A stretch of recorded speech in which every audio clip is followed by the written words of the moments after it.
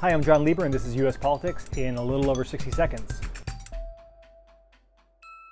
Infrastructure Week is finally here. After many years of fits and starts on passing a bipartisan infrastructure bill, the Senate moved one out of the chamber this week, as well as making progress on President Biden's $3.5 trillion follow-up spending plan.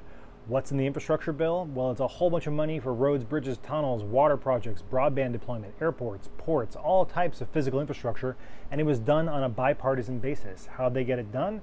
They finally figured out a way to pay for these things without actually having to raise taxes, partially by repurposing unused COVID relief funds, but also through a series of budget gimmicks, which includes extending taxes that were set to expire, extending some fees that were set to expire, and changing around some Medicare rules.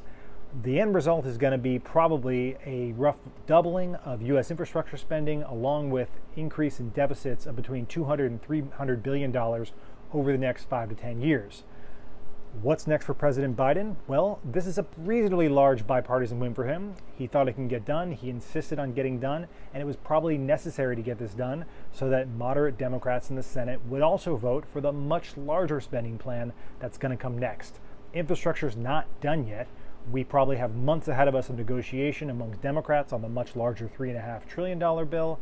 And then in the fall, perhaps as late as December, both bills are likely to pass the House, potentially with changes. You could see up to $2.5 or $3.5 trillion in new spending over the next 10 years, including a host of tax increases designed to finance the second follow-on bill.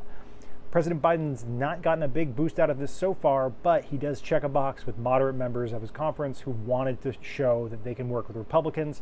Republicans also win from this because they show the Senate still works, taking away some of the argument Democrats have for eliminating the Senate's supermajority rules known as the filibuster. Thanks for watching. This has been U.S. Politics in a little over 60 seconds.